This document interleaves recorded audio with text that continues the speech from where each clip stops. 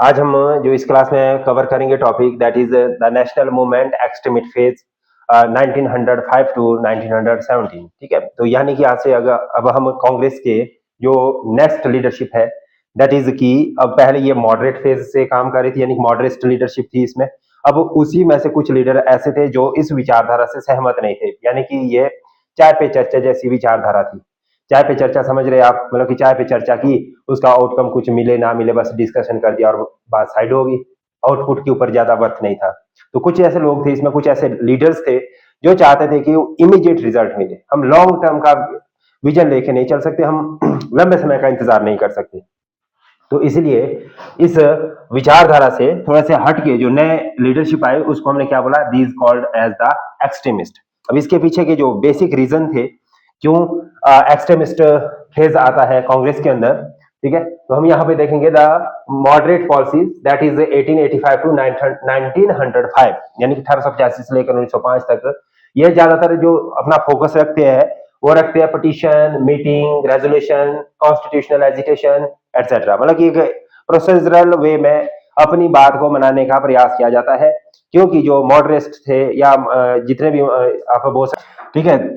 आज हम इसमें फर्स्ट पॉइंट पढ़ेंगे, what is our first point, that is the reason for the rise of extremist, यानी कि जो एक्सट्रीमिस्ट है जिसको हम गर्म दल बोलते हैं, ठीक है। या आप इसको ये कह सकते हैं कि जो प्रोएक्टिव लीडर्स थे जो इमीडिएट रिजल्ट एंड कॉज के ऊपर काम करना चाहते थे, मतलब कि अभी अगर हमने कोई पॉलिसीज बनाई, अभी कोई हमारी डिमांड है, वो आज ही सॉर्ट आउट होनी चाहिए। हम उसके लिए लंबे समय का इंतजार नहीं कर सकते, हम कोर्ट कचहरी के चक्कर नहीं काट सकते, या पार्लियामेंट्री प्रोसेसिंग में सालों नहीं वेस्ट कर सकते। तो इस तरह से इनका जो एक विचारधारा थी कि हमें इमीडिएट रिजल्ट चाहिए, इमीडिएट हमारी जो पॉलिसी फॉर्मेशन वो इमीडिएटली होनी चाहिए।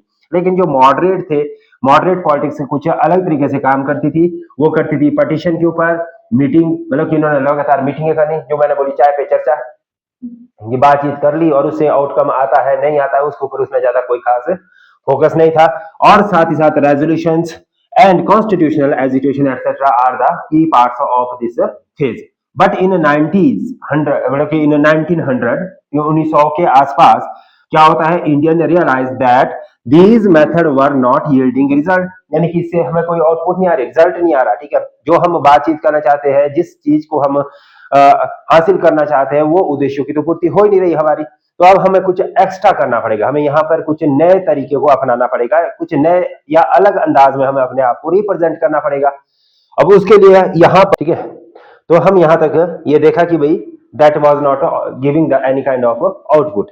Now key factor behind rise of extremism, यानी कि इस एक्सट्रीमिज्म के उदय के पीछे मुख्य कारण क्या थे। पहला कारण जो आता है that is the failure of moderates method, यानी कि जो मॉडरेट्स ने अपने इस मेथड को अडॉप्ट किया था, पिटिशन, या आप बोल सकते हैं कि कॉन्स्टिट्यूशनल एजिटेशन, या आप अदर वेज, ठीक है, मीटिंग्स एक्सेट्रा, तो उससे कोई खास आउटपुट नहीं आ रहा था। इसलिए हमने यहाँ पर क्या कर दिया, their petitions were repeatedly ignore, यानी कि बार बार उनको क्या इग्नोर कर दिया जाता है, उसके ऊपर कोई ध्यान नहीं दिया जाता, वो पिटिशन लगाते थे उसके ऊपर कोई चर्चा ही नहीं होती थी।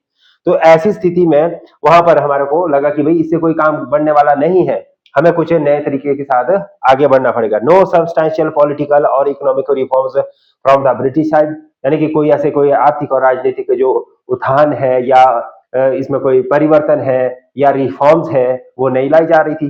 तो ऐसी स्थिति में भी हमें कुछ नया सोचने की जरूरत थी और नया सोचने के लिए हम मजबूर हुए। और उसके बाद आता है दूसरा point, that is the reactions to British repressions, यानी कि बार बार passes like sedition act, arms act, vernacular press act 1878 के आसपास, तो ये सारे जितने भी एक्ट इनके द्वारा लाए जा रहे थे, ये सीधे तौर से हम कैसे देख पा रहे थे, that was just the British repression, यानी कि वो हमें प्रेस करना चाहते थे, हमें दबा के रखना चाहते थे, मतलब कि हमारे जो नीतियां थी उसको वो इंप्लीमेंट नहीं करना चाहते, अपनी नीतियों के अंतर्गत ही वो हमें सीमित रखना चाहते थे, ताकि हम उनके हमेशा से क्या रहे, गुलाम, या एक तरह के उनके अंडर काम करने वाले, कॉलोनाइज्ड वे में हम काम करें। Harsh measures exposed British authoritarianism. Then third point आता है जो मेजर पॉइंट है, that is the deteriorating economic condition. सबसे ज्यादा जो नुकसान हमारे लिए ब्रिटिश हुकूमत का हुआ, तो वो क्या हुआ कि भाई यहाँ पर लगातार जो आर्थिक स्थिति है हमारी वो बहुत कमजोर होती गई। फेमाइन्स अगर हम बात करें 1896 to 97 एंड 1899 एंड और 1900, and drain of wealth become clear दादा भाई नौरोजीज वर्क। ठीक है, मतलब कि इन्होंने ड्रेन ऑफ वेल्थ के ऊपर काम किया था और उन्होंने पूरा पूरा डिस्कस किया, स्टडी किया कि जो भारत की जो महत्वपूर्ण संपदा है वो भारत के विकास में यूज नहीं हो रही, भारत में किसी तरह का विकास नहीं हो रहा, किसी तरह की वृद्धि नहीं हो रही, ना ग्रोथ ना डेवलपमेंट हमें देखने को मिल रही। इसका सीधा सीधा फायदा कहाँ पर पहुंचाया जा रहा है? ब्रिटेन, ठीक है, या वेस्टर्न जो लोग हैं, जो मर्चेंट है, वो यहाँ से सारा का सारा पैसा उठा के ले जाए, सस्ते दामों में यहाँ से रॉ मटेरियल ले जाते हैं, इवन दो की लेबर भी ले जाते हैं, और दूसरे मैन्युफैक्चरिंग प्रोडक्ट यहाँ पे बेचने के लिए भेज देते हैं। मतलब यहाँ पर क्या करेंगे, एक तरह से मार्केट की तरह इसे यूज किया जा रहा है, ठीक है, मैन्युफैक्चर्ड प्रोडक्ट के लिए। तो यहाँ पर हमारी जो यहाँ की जो स्थानीय जो स्थिति है, भारत की जो स्थिति है, उस समय काफी ज्यादा बिगड़ जाती है आर्थिक तौर से। चौथा जो पॉइंट आता है that is the international events inspiring nationalism.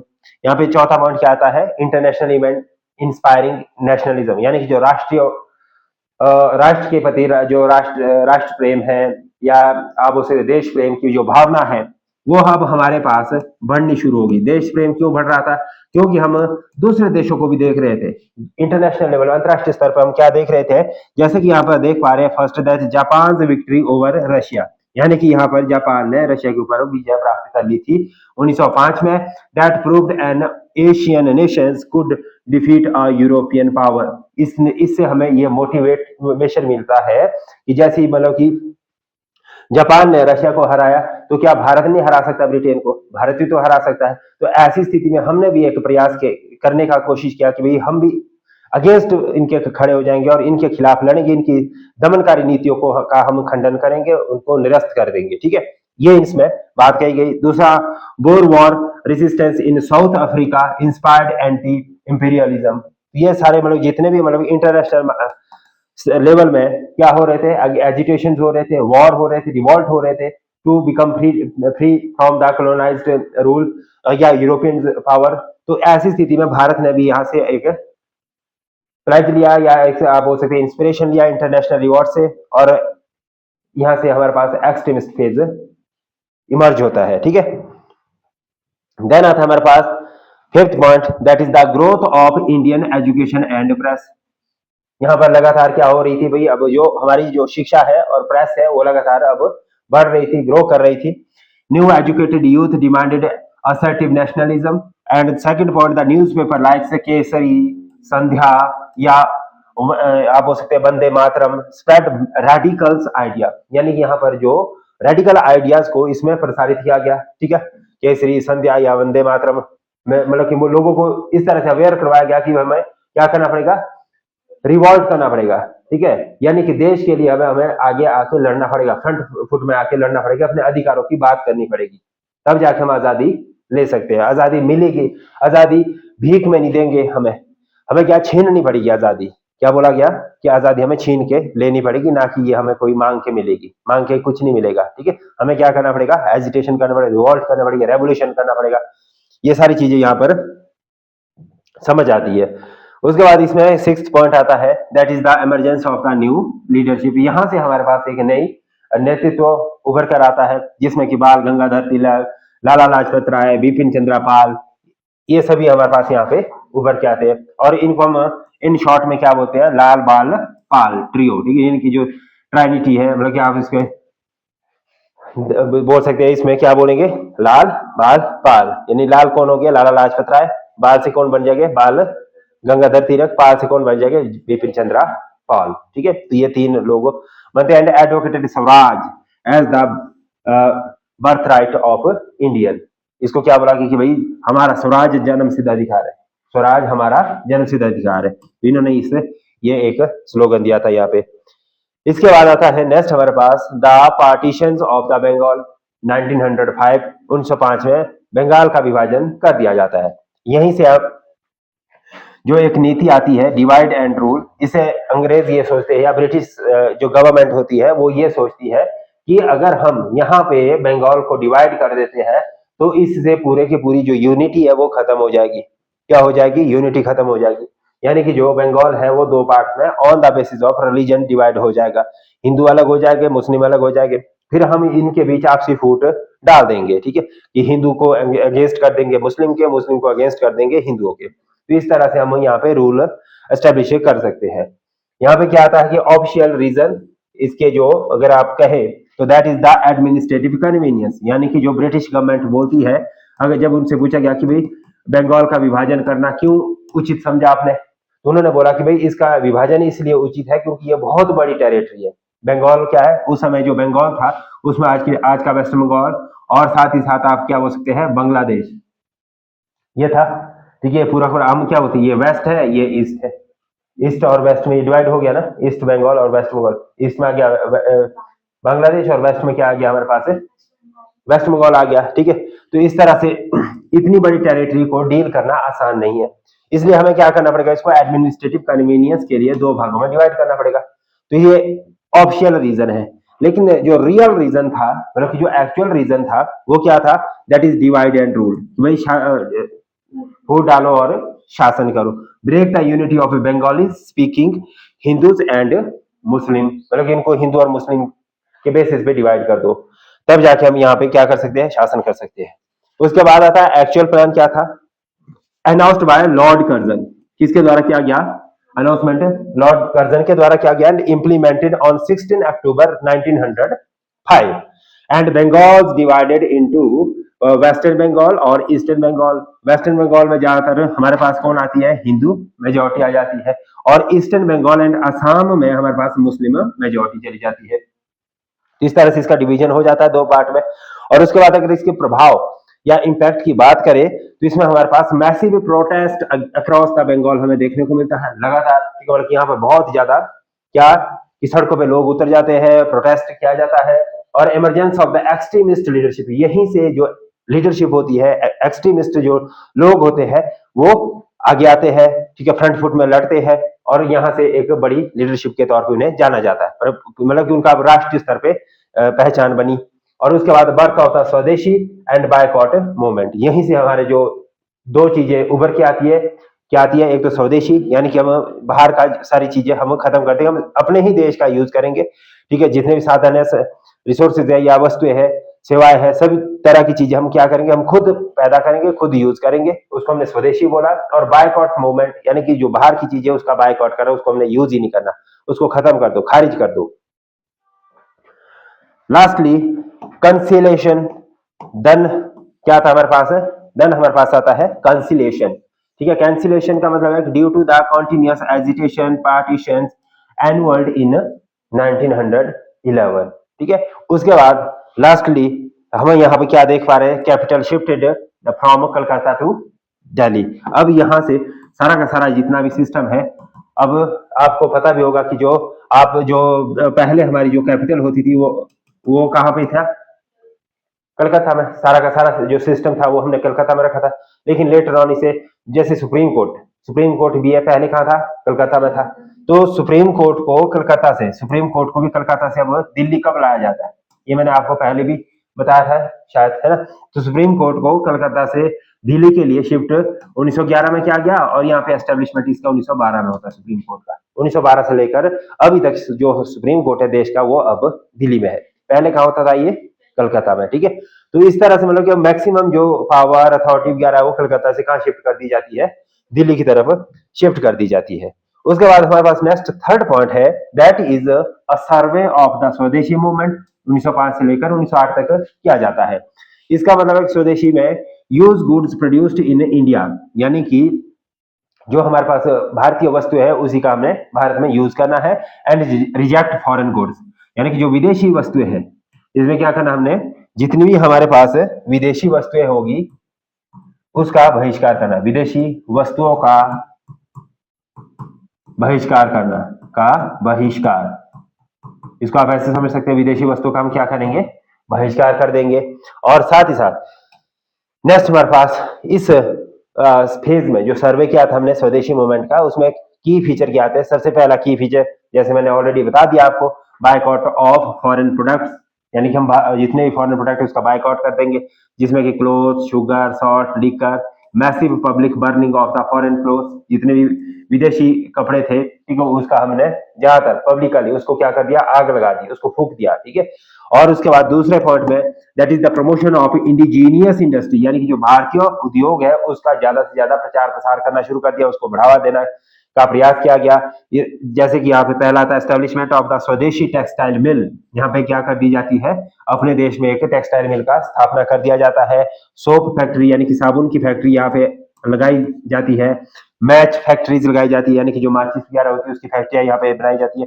Bank यहाँ पे बनाए जाते हैं। इंपॉर्टेंट क्या है कि फाइनेंशियल नीड्स के लिए या क्रेडिट अवेल करवाने के लिए, ताकि हम ब्रिटिश सरकार के जो फाइनेंशियल क्रंच है, यानी कि जो फाइनेंशियल उनके द्वारा वो ट्रैप बनाया जाता है किसानों को, जमींदारों को बचाने के लिए, और उसी में वो रह जाते थे, कर्ज में डूब जाते थे। तो उससे बचाने के लिए हमने यहाँ पे अपने क्या बना दिए, इंस्टीट्यूशन, फाइनेंशियल इंस्टीट्यूशन बनाए, बैंक्स बनाए, और उन बैंक्स के माध्यम से सस्ती दरों पर कर्ज किसानों के लिए, जरूरतमंदों के लिए उपलब्ध करवाने का भी प्रयास किया गया। दिस इज द जो एफर्ट्स है। और उसके बाद तीसरा आता है इसमें नेशनल एजुकेशन मूवमेंट, यानी कि राष्ट्रीय स्तर पर अब शिक्षा का भी प्रसार प्रसार करने की बात कही जाती है। Establishment of the Bengal national college, यहाँ पर क्या होता है, पहला बंगाल नेशनल कॉलेज स्थापित कर दिया जाता है। Indian council of education, IEC, ICE, अगर हम इसमें बात करें ICE, Indian council of education की भी यहाँ पे स्थापना कर दी जाती है। ठीक है, उसके बाद हमारे पास मेजर जो नेक्स्ट पॉइंट आएगा, दैट इज कल्चर रिनाइंसेस। कल्चर का मतलब क्या समझता हूँ, कल्चर सांस्कृतिक जो रिनाइंसेस आता है, पुनर्जागरण की बात करते हैं हम, किस तरह से होगा ये, सॉन्ग्स लाइक यहाँ पे Vande Mataram become patriotic symbols. ठीक है, वंदे मातरम, वंदे मातरम कैसा होता है, आता है आपको वंदे मातरम गाना, can you sing the Vande Mataram? तो जो पूरा का पूरा वंदे मातरम जब आप सिंग करेंगे तो उसमें आपको क्या समझ आएगा, उससे आपको समझ आएगा कि हम अपने देश को कैसे करना चाह रहे हैं, यूनाइट करना चाह रहे हैं, लोगों को प्रेरित कर रहे हैं और द पैट्रियटिज्म, देश प्रेम के लिए कर रहे हैं ना। तो ऐसे ऐसे सॉन्ग, बहुत सारे सॉन्ग यहाँ पे सिंग किए गए, ताकि हमारे पास जो देश प्रेम है की जो भावना है वो हम लोगों के अंदर बढ़ा सके। तो एक तरह के पैट्रियटिक सिंबल की तरह काम करते हैं। लिटरेचर की बात करें अगर हम यहाँ पे लिटरेचर में, ठीक है, पेंटिंग से के माध्यम से, फोक सॉन्ग्स के माध्यम से हमने बहुत सारा नेशनलिज्म को या राष्ट्रवाद को बढ़ावा दिया। ठीक है, यानी कि हमने अलग अलग तरह के, जिसमें देश प्रेम को दिखाया जा सके, वॉरियर्स को दिखाया जाए, योद्धा के तौर पे लोगों को दिखाना शुरू किया, लीडर्स को दिखाना शुरू किया। ठीक है, अलग अलग पेंटिंग बनाई, डिजाइन करते ना हम, जैसे बहुत सारा हम दिखाते हैं कि भाई हम कैसे लोगों को मोटिवेट कर सके, कैसे लोगों को इंस्टिगेट कर सके, अपने साथ जोड़े। तो उसके लिए हमने अलग अलग समय में लिटरेचर, बहुत सारी किताबें लिखी। ठीक है, ये सारी चीजें यहाँ पे होती है। और उसके बाद आता है नेक्स्ट जो की पॉइंट आता है, that is the role of the extremist. अब यहाँ से जो एक्सट्रीमिस्ट है वो क्या की रोल प्ले करते हैं। पहला, इसमें अगर हम तिलक की बात करें, ठीक है, तो तिलक साहब स्प्रेड मूवमेंट आउटसाइड बंगाल, यानी कि तिलक ने केवल और केवल बंगाल तक सीमित नहीं रखी है जो लड़ाई है, ये बंगाल से बाहर भी इन्होंने फैलाने का प्रयास किया। बीसी पाल, ठीक है, बीसी पाल कौन है, बिपिन चंद्र पाल है। तो गेव फेरी स्पीचेस, यानी कि इन्होंने बहुत ही उग्र स्पीचें देना शुरू कर दिया, जिसमें कि क्रांतिकारी स्पीचें बोल सकते हैं। ये मतलब कि जिनके भाषण होते थे वो काफी क्रांतिकारी होते, लोगों को मोटिवेट करते, लोगों के अंदर एक जुनून, जोश पैदा करना, इस तरह की इनकी स्पीच होती थी। ठीक है, तो इसको आप समझ सकते हैं। देन आता Aurobindo Ghosh, that propagated swaraj as divine right, मतलब कि ये हमारा डिवाइन राइट है। डिवाइन राइट क्या होता है, जन्म सिद्ध बर्थ राइट हुआ, डिवाइन मतलब कि डिवाइन का मतलब हो गया अल्टीमेट यूनिवर्सल राइट, मतलब कि इसके बिना, स्वराज के बिना हम रह ही नहीं सकते। ठीक है, उसके बाद आउटकम की बात करें कि इसकी वजह से क्या हमें आउटकम मिले, then outcome was that country wide awakening of nationalism, यानी कि इस वजह से पूरे राष्ट्र में, यानी कि पूरे देश में राष्ट्रवाद या देश प्रेम की भावना लोगों के अंदर पैदा की जा सकी। अब हर कोने से अब आवाज उठने लगी कि हमें क्या चाहिए, स्वराज चाहिए, हम स्वराज हमारा जन्म सिद्ध अधिकार है। इस तरह की आवाजें अब पूरे देश भर से उठने लगी थी। एंड स्ट्रेंथन एक्सट्रीमिस्ट आइडियोलॉजी, इसकी वजह से ही हमारी जो एक्सट्रीमिस्ट आइडियोलॉजी है वो और ज्यादा मजबूत हो जाती है। देन हमारे पास क्या आता है, growth of the militant nationalism. अब यानी कि जो हम मिलिटेंट नेशनलिज्म की बात करते हैं उसमें क्या रहता है, मिलिटेंट की जगह आप यहाँ पे दूसरा जो वर्ड यूज कर सकते हैं, अब ये मिलिटेंट वैसे यूज नहीं होता ज्यादा। ठीक है, मिलिटेंट की जगह क्या, प्रोग्रेसिव नेशनलिज्म, क्या बोल सकते हैं आप, प्रोग्रेसिव नेशनलिज्म बोल सकते हैं आप यहाँ पे। ठीक है, और इसमें आता है what is the militant nationalism, believes that freedom can not be achieved through petitions and meeting but needs strong action, self reliance and national pride. क्या बात कही गई यहाँ पे, इस चीज से क्या समझे आप, इस पॉइंट से कि believe that freedom can not be achieved through petitions and meetings, यानी कि अगर आप आजादी लेना चाहते हैं तो आजादी आपकी पटिशन और मतलब कि इससे नहीं आएगी, आपकी मीटिंग से। आप बातें करो, आप पटिशन डालो, उसके ऊपर विचार करेंगे, फिर जाके आपके बारे में सोचा जाएगा, तो इससे आजादी नहीं मिलने वाली। आपको आजादी के लिए कड़े निर्णय लेने पड़ेंगे, स्ट्रॉन्ग एक्शन लेने पड़ेंगे, और आपको आत्मनिर्भर होना पड़ेगा, खुद के ऊपर विश्वास जताना पड़ेगा, और साथ साथ नेशन प्राइड प्रमुख रखना पड़ेगा, यानी कि देश प्रेम, देश के ऊपर, अपने देश के ऊपर गर्व रखना ही आपकी प्रायोरिटी होनी चाहिए, राइट। देन हमारे पास आता है फर्दर कॉजेज कि भी इसके पीछे जो मुख्य कारण क्या थे। फर्स्ट था that is the frustration with British policies. क्या था, एक्सट्रीमिस्ट के जो उदय होने का जो मुख्य कारण बनता है कि भाई जो ब्रिटिश सरकार की नीतियां थी वो भारत के फेवर में नहीं थी, इसलिए यहाँ पे सबसे ज्यादा फ्रस्ट्रेशन आ चुकी थी लोगों के अंदर। दूसरा, influence of the Bhagwat Gita, Shivaji and Sikh tradition, इससे भी हमें बढ़ावा मिला। दूसरा, youth organisations promoting physical training, यानी कि बहुत सारे युवाओं की जो ऑर्गेनाइजेशन थी, संगठन थे, वो लोगों को ट्रेन कर रहे थे, तैयार कर रहे थे देश प्रेम के लिए या देश की लड़ाई के लिए, आजादी के लिए तैयार कर रहे थे। अब इसमें हमारे पास जो मुख्य नेतृत्व रहा, लीडरशिप रही, लीडर्स रहे, उसमें सबसे पहले कौन आ जाते हैं, अरविंदो घोष आ जाते हैं। फिर कौन आ जाते हैं दूसरे नंबर पे, हमारे पास है बाल गंगाधर तिलक है, बिपिन चंद्रा पाल है, लाला लाजपत राय है। ये आपने याद रखना है। मेजर जो हमारे पास एक्सट्रीमिस्ट लीडर्स में आते हैं that is the Aurobindo Ghosh, बाल गंगाधर तिलक, बिपिन चंद्रा पाल और लाला लाजपत राय, ये आप याद रखिएगा। और उसके बाद जो नेक्स्ट पॉइंट आता है that is the key principles, यानी मुख्य सिद्धांत क्या थे इसमें, ठीक है, एक्सट्रीमिस्ट के, ठीक है। तो that is the swaraj as ultimate goal, यानी कि हमारा स्वराज क्या होगा, अल्टीमेट गोल होगा। बायकॉट एंड अडॉप्टिंग द स्वदेशी और पैसिव रेसिस्टेंस, हम लगातार इसमें क्या करेंगे, रेसिस्टेंट करेंगे, जितनी भी पॉलिसी होगी उसको हम यहाँ पे भारत में लागू नहीं होने देंगे। और मतलब कि कौन सी पॉलिसी जो भारत के खिलाफ है, ठीक है, भारत के लोगों के खिलाफ है, भारत की अर्थव्यवस्था के खिलाफ है, भारत की राजनीति के खिलाफ है, भारतीय नेतृत्व के अगेंस्ट है, तो ऐसी पॉलिसी का हम हमेशा बहिष्कार करेंगे। और नेशनल एजुकेशन, यानी कि राष्ट्रीय जो शिक्षा है उसको हम और मजबूत करेंगे, लोगों को शिक्षित करने में हम प्रयासरत रहेंगे। तो ये कुछ की फैक्टर थे। उसके बाद आता है survey of extremist. Survey of extremist में हम देखेंगे main leader and there contribution. बाल गंगाधर तिलक की अगर बात करें तो बाल गंगाधर, अभी यहाँ पर हम एक चीज देख रहे हैं, अब यहाँ पर क्या देख रहे हैं, main leaders and there contribution, यानी कि जो मुख्य लीडर थे हमारे स्वदेशी मूवमेंट्स के, या आप बोल सकते हैं कि एक्सट्रीमिस्ट फेज के 1905 से 1917 के बीच। तो मुख्य तौर से इसमें बाल गंगाधर तिलक आते हैं, और उसमें पहले आते हैं called father of Indian unrest. अब ये भी पेपर के लिए इंपॉर्टेंट है कि फादर ऑफ इंडियन अनरेस्ट किसे माना जाता है, बाल गंगाधर तिलक को।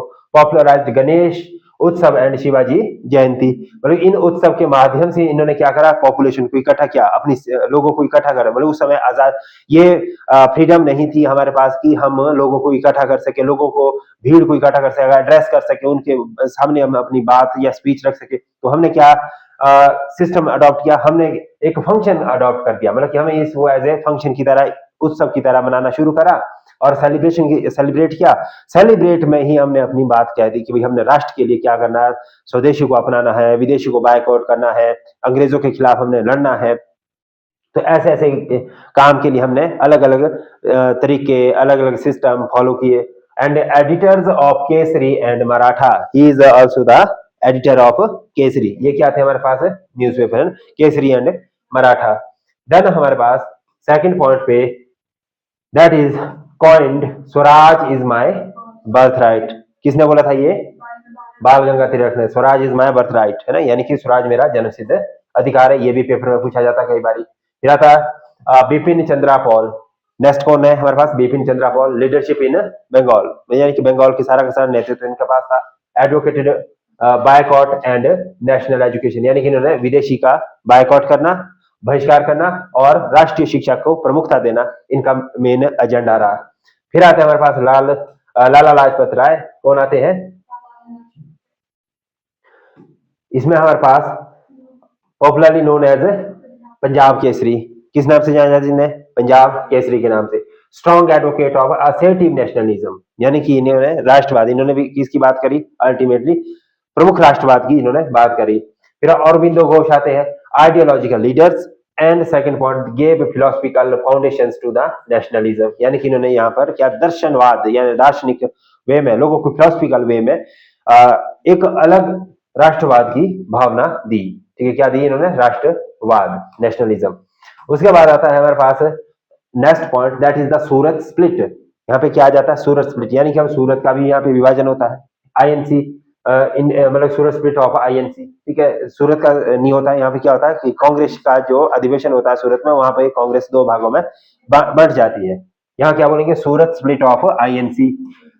ठीक है, इंडियन नेशनल कांग्रेस का स्प्लिट सूरत में 1907 में होता है। और ये क्यों होता है? वाई स्प्लिट हैपेंड, यानी कि ये स्प्लिट हुआ क्यों, क्यों इसका विभाजन होता है? तो अगर आप यहाँ पर इसको थोड़ा सा देखने का प्रयास करेंगे, the Surat split 1907, that is the Arunodaya commission आता है ऑफ 1906 में, and for partition of Bengal. ठीक है, और इस बंगाल में क्या होता है? Moderate consider it as the benevolent move of the British government, मतलब कि ये इनको मॉडरेट इसको अप्रिशिएट करते हैं कि भाई ये प्रशासनिक तौर से कन्वीनियंस के लिए जरूरी है और इसमें ब्रिटिश सरकार कुछ गलत नहीं कर रही, मॉडरेट ये मानते थे। लेकिन extremist were of the opinion that it was the outcome of the स्वदेशी मूवमेंट, यानी कि ये क्या है? जो स्वदेशी मूवमेंट है उसका ही आउटकम है, मतलब कि हमने जो बायकॉट किया उसकी वजह से ये अब उसका बदला लेने के लिए बंगाल का विभाजन कर रहे हैं। दूसरा आता है struggles between extremist and moderate, इसमें struggle for the post of the presidential candidate. ठीक है, मतलब कि अब कांग्रेस का जो नेक्स्ट प्रेसिडेंट होगा कौन होगा? वो एक्सट्रीमिस्ट लीडर से होगा जो एक अलग विचारधारा थी, या मॉडरेट होगा जो एक अलग विचारधारा थी। अब दोनों के बीच इसमें अपने नेता को कांग्रेस का लीडरशिप बनाने में जोर दिया जा रहा था। Having their presidential candidate would help them to implement their methods to get freedom from britishers. अब जो भी इसका प्रेसिडेंट बनेगा कांग्रेस का, वही उसी के हिसाब से फिर पूरी की पूरी नेतृत्व चलेगा, फिर उसमें हम अपने हिसाब से मतलब कि उसी नेतृत्व के हिसाब से ही हम काम करेंगे। तो इसके ऊपर अब यहाँ पे काफी जोर दिया जा रहा था। अब यहाँ आता है कि moderate wanted to continue constitutional method, मतलब कि अभी भी जो मॉडरेट है वो कॉन्स्टिट्यूशनल मेथड को फॉलो करना चाहते थे, लेकिन extremist wanted resolutions for the swaraj, swadeshi and boycott, and both groups clashed over presidency, यानी कि दोनों जो ये ग्रुप है वो प्रेसिडेंसी के ऊपर क्लैश करते हैं। और इसमें दोनों के पास अलग अलग लीडर हैं, एक तरफ तिलक है, दूसरी तरफ कौन से?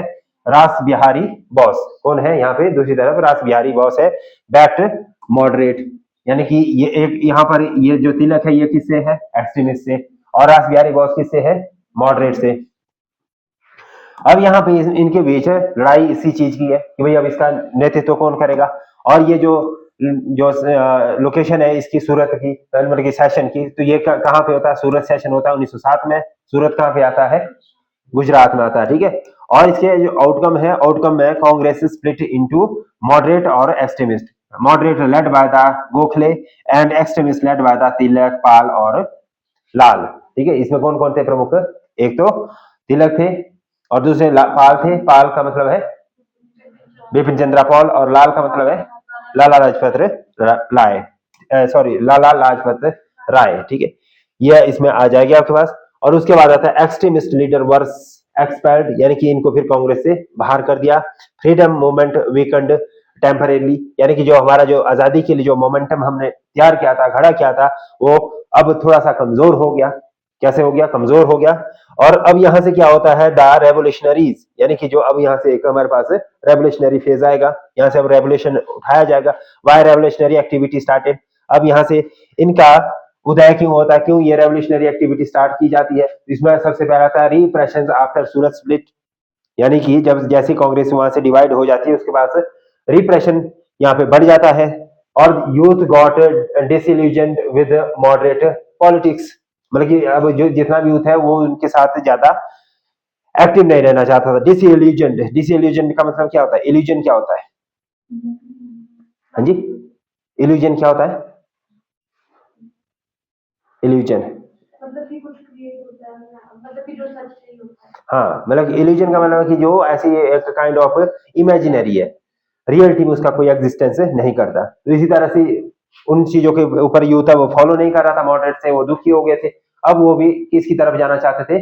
एक्सट्रीमिस्ट ग्रुप की तरफ जाना चाहते थे। मेजर रेवोल्यूशनरीज एंड ग्रुप्स, इसमें आते हैं अनुशीलन समिति बनाई जाती है बंगाल में, ठीक है, ये ग्रुप्स है। फिर इसमें जुगंतर ग्रुप बनता है। कौन सा बनता है? जुगंतर ग्रुप। वो कहाँ पे बनाया जाता है? बंगाल में। India house, London, lead by the Shyamaji Krishna Verma. And आता है गदर मूवमेंट, ये भी अब्रॉड में बनाया जाता है। फिर आता है सावरकर ब्रदर्स, ये अभिनव भारत को असिस्ट करते हैं। फिर भूपेंद्र नाथ दत्ता या प्रफुल्ला चक्की या खुदीराम बोस आदि, ये कुछ ऐसे प्रमुख लीडर होते हैं जो यहाँ पे एज ए रेवोल्यूशनरी या ग्रुप के तौर पे ऑर्गेनाइजेशन को रन करते हैं, या इंडिविजुअली भी ये लोगों को प्रेरित करते हैं स्वदेशी के लिए, राष्ट्र प्रेम के लिए या आजादी के लिए। और इसके बाद की एक्टिविटीज क्या दिखती है हमें यहाँ पे later on, that is to attempt, इसमें क्या दिखेगा? Attempt to assassinate British officers, कि भाई उनका क्या कर दो? खात्मा कर दो, मार दो। यहां पर देखो उनको मार दो। असैसिनेशन क्या होता है? मारना, ठीक है। और bomb manufacturers and arm training, यहाँ पर अब बॉम्ब बनाने की ट्रेनिंग, मैन्युफैक्चरिंग करना और आर्म की ट्रेनिंग, मतलब हथियारों को चलाना, उसको हर चीज की इसमें ट्रेनिंग अब दी जा रही थी। 1909 में Curzon Wyllie assassination by Madan Lal Dhingra, मतलब कि इसमें कर्जन का क्या क्या कर दिया जाता है? असैसिनेशन, मार दिया जाता है उनकी, ठीक है, हत्या कर दी जाती है। एलिपोर बॉम्ब केस 1908। तो ये ऐसे कुछ केसेस होते हैं यहाँ पे जिसने अलग लेवल में इस एक्सट्रीमिस्ट फेज को ले गया था। उसके बाद हमारे पास, इसलिए जैसे ये एक्टिविटी की गई थी तो इसीलिए इनको जो ब्रिटिश ने नाम दिया वो क्या दिया? मिलिटेंट। क्या नाम दिया? मिलिटेंट का नाम दिया। अब इसके प्रभाव क्या देखने को मिलते हैं हमें? तो बेसिक अगर आप इसमें देखेंगे इम्पैक्ट, तो ये हमारे पास यहाँ इंस्टेल्ड फियर इन ब्रिटिश एडमिनिस्ट्रेशन, यानी कि जो ब्रिटिश प्रशासन है उसमें एक डर की भावना पैदा होगी कि अब कुछ भी हो सकता है हमारे साथ, पता नहीं मेरे को तो नहीं मार दे कोई। सबने उनको एक्सट्रीमिस्ट याद आने लगी, ठीक है। और inspired patriotic feelings among youth, यानी कि इससे फिर यूथ के बीच एक देश प्रेम की भावना और ज्यादा विकसित हुई और ज्यादा मजबूत हो गई। और उसके बाद हमारे पास आता है द सीक्रेट सोसाइटी। नेक्स्ट कौन सी आती है हमारे पास 8 नंबर पे? The secret society, the secret political organisation formed to fight the British, इसको आप क्या बोलते हैं? कोवर्टली, कि भाई जो ब्रिटिशर्स है उसको क्या कर रहे हैं? कोवर्ट क्या होता है? Covertly. Secret political organisation formed to fight the British covert, यानी कि जो ब्रिटिश की जो आप हो सकते एक क्रूर मानसिकता है, ठीक है, उससे लड़ने के लिए अब हम यहाँ पे अलग अलग तरह की गुप्त, सीक्रेट का मतलब गुप्त राजनीतिक दल बना रहे थे, मतलब जो उनसे ब्रिटिश से अलग हो, ठीक है, जिसका ब्रिटिश सरकार को कोई मालूमात ही ना हो। जैसे कि अनुशील समिति हो गई, जुगान्तर हो गई, अभिनव भारत हो गया, फिर मित्रा मेला हो गया, फिर गदर पार्टी होगी 1913 में। ये अलग अलग समय में बनाई गई थी। फिर उसके बाद आता है activities, training in weapon use, publications of revolutionary literature, cross border networking with international revolutionaries. And then आता है ग्रोथ ऑफ कम्युनलिज्म, यहाँ से अब नेशनलिज्म से अब कम्युनलिज्म भी का भी उदय होता है। Factor leading to the communal divide, British policy of divide and rule, सबसे पहला कारण तो यही बनता है कम्युनल, ठीक है, जो सांप्रदायवाद को जन्म देता है। That is the British policy of divide and rule, separate electorate for Muslim, यानी कि यहाँ पर मुसलमानों के लिए 1909 में मिंटो मॉर्ले जो रिफॉर्म्स आती है उसमें सेपरेट इलेक्टोरेट की बात कर दी जाती है। किसकी बात की जाती है?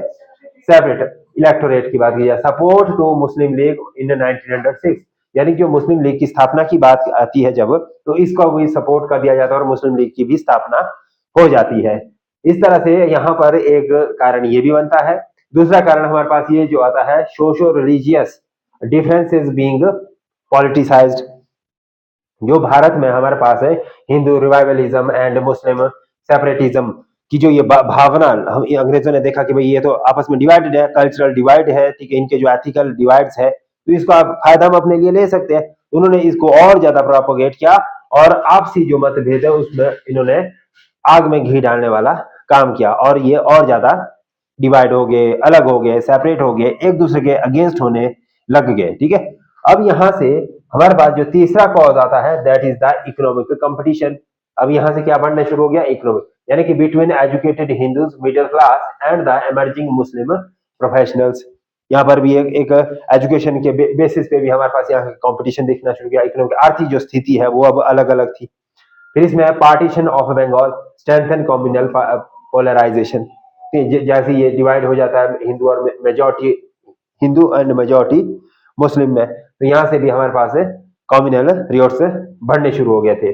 अब यहाँ से आता है रिजल्ट, इसके आउटपुट क्या है कि rise of the Muslim league, और दूसरा आता है Congress disunity became more pronounced, यानी कि अब यहाँ से कांग्रेस की जो यूनिटी वाला जो कॉन्सेप्ट था वो अब वीक होता हुआ हमें नजर आता है, कमजोर पड़ता हुआ नजर आता है। Lastly that is the world war one and the national movement, यानी कि अब यहाँ पर क्या होता है इम्पैक्ट ऑन इंडिया की, उस समय जब वर्ल्ड वॉर वन हो रहा था 1914 से लेकर 18 तक, उसका भारत पर क्या प्रभाव पड़ा, इम्पैक्ट ऑन इंडिया की हैवी टैक्सेशन, यानी कि भारत के ऊपर अब ज्यादा टैक्स लगाना शुरू कर दिया। दूसरा इसमें आता है फूड शॉर्टेज एंड इन्फ्लेशन, यहाँ पर क्या हो रहा है खाद्यान्न पदार्थों की कमी आ रही है और महंगाई लगातार बढ़ रही है। फिर इसमें आता है recruitment of the Indian soldier, यानी कि अब जो भारतीय जो सोल्जर है उनका रिक्रूटमेंट हम ब्रिटिश आर्मी में भी कर रहे हैं। क्यों? क्योंकि हमें अब सोल्जर की जरूरत थी, हमें लड़ना था, ठीक है, यानी कि वर्ल्ड वॉर वन में उनको ब्रिटिश को क्या थी जरूरत थी, सोल्जर की जरूरत थी, आर्मी की, ठीक है, तो इसलिए अब उनको यहाँ पे रिक्रूट किया जा रहा था।